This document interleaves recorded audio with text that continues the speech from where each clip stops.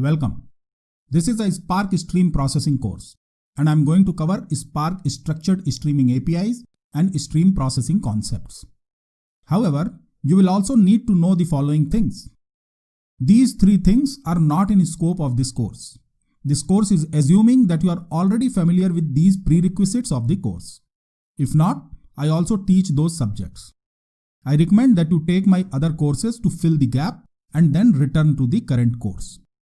I'll help you to set up your Python IDE, install Apache Spark and Apache Kafka on your local machines. This course will give you steps to set up and configure your learning environment.